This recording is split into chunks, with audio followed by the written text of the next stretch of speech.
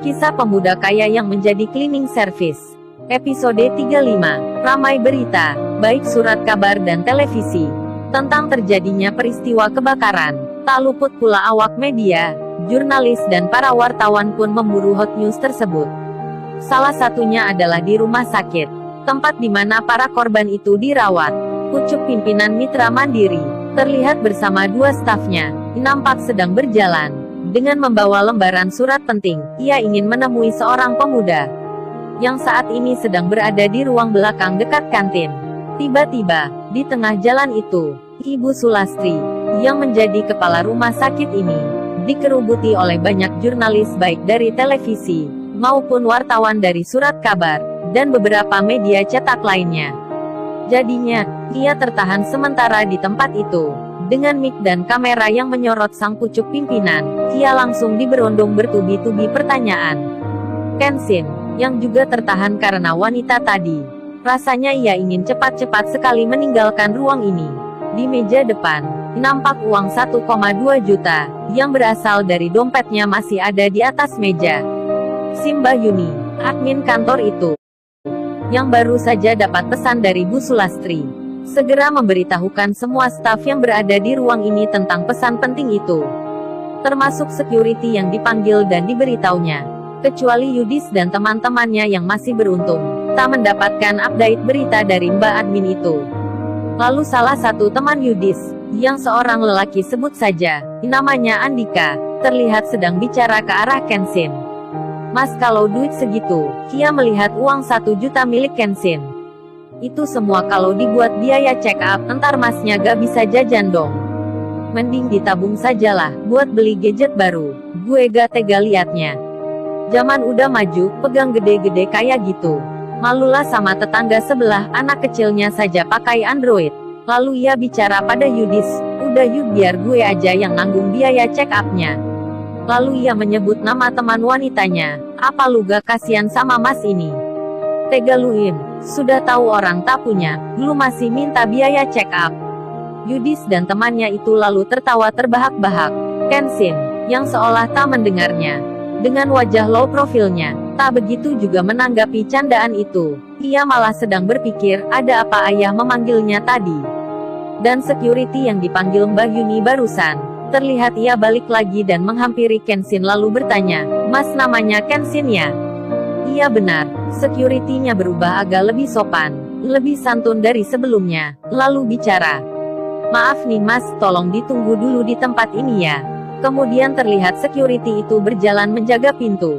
Yudis yang ada di depan. Lalu ia bicara pada teman yang ada di sebelahnya. Kamu lihat tadi, apa yang dibicarakan security itu? Jangan-jangan nih, mau dipanggilkan polisi dia. Coba lu tadi mbaknya tanya apa? Sekarang security-nya juga tanya itu. Pertanyaannya sama, dia disuruh menunggu. Kalau tidak menunggu polisi lantas disuruh menunggu siapa? Udah biarin aja Yud, mungkin ada masalah lain dia, si Andika menyahut. Atau dia kena CCTV masuk kamar Rena tadi ya? Atau jangan-jangan, CCTV itu nangkap dia nyuri di tempat ini. Mereka semakin berpikiran jelek ke Kenshin, bahkan mengira Kenshin akan dipolisikan. Itu lihat, security saja sampai siaga di depan pintu.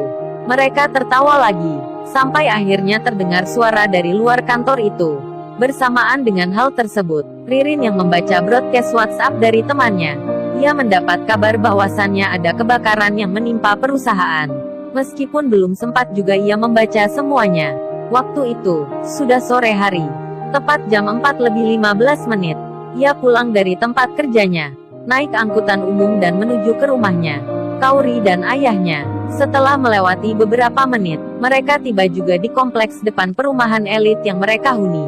Lain Kauri lain Rena, bos besar yang baru saja dari rumah sakit Mitra Mandiri. Bersama staf itu ia balik lagi ke perusahaan besarnya, untuk membuka jalur transaksi keuangan di web resminya. Ririn dan Rena, yang telah sampai di rumah. Kedua wanita yang pernah bertemu di suatu perusahaan. Kebetulan atau apalah, di sore itu, sama-sama menyalakan televisi yang ada di ruang tamunya. Ruang tamu Kauri yang megah nan indah, dengan fitur artistik modern dan sejumlah barang elektronik yang canggih. Televisi berlayar datar menyatu di dinding rumahnya. Sedang Ririn ruang tamunya hanya sederhana nan biasa. Lalu, dengan remote control yang ada di tangannya, mereka menekan channel yang sama, sebut saja TV9. Terlihat siaran sedang berlangsung. Tulisan headline di televisi itu menyebut nama seorang kepala rumah sakit tersebut dan nampak sedang diwawancarai. Rena yang menonton menyimak dengan seksama. Bersamaan itu, ibunya juga melihat. Kemudian, salah satu wartawan bertanya pada sang pucuk pimpinan, "Maaf Bu, mengenai biaya perawatan ini untuk para korban, kira-kira apakah nanti akan dibiayai pemerintah atau dari perusahaan yang bersangkutan?" Kauri yang saat itu juga bersama ayah dan mamanya pun melihatnya di ruang tamu. Setelah menjawab beberapa pertanyaan sebelumnya, kali ini sang pimpinan rumah sakit itu menjelaskan dengan wajah ekspresi yang lain. "Rekan-rekan wartawan sekalian, untuk mengenai biaya perawatannya, sebenarnya rumah sakit ini tidak begitu menekankan, namun untuk menjawab itu, Anda lihat juga kan perusahaannya saja, ikut terlalap api dan menjadi korban pula." Ririn dan Kauri masih menonton wawancara langsung itu. Lebih lanjut sang pimpinan Mitra Mandiri menjelaskan, "Kalau dari pemerintah, kami pihak rumah sakit, sampai saat ini, belum mendapat kabar tentang itu. Namun, ini yang penting, barusan kami mendapat kabar baik, dan akan segera kami kabarkan kepada semua pasien yang menjadi korban kebakaran itu. Semuanya tanpa kecuali, mereka tak akan menanggung biaya apapun." Lalu para rekan wartawan bertanya, apakah ada pihak ketiga yang menanggungnya? Kemudian ibu itu menjawab, "Ini Mas," sambil menunjukkan lembaran yang di bawah staf di sebelahnya. Untungnya lembaran itu masih berlabel Mitra Mandiri sendiri. Semua biaya akan ditanggung dalam catatan penting ini. Wartawan bertanya, "Lantas siapa yang menanggung itu Bu?"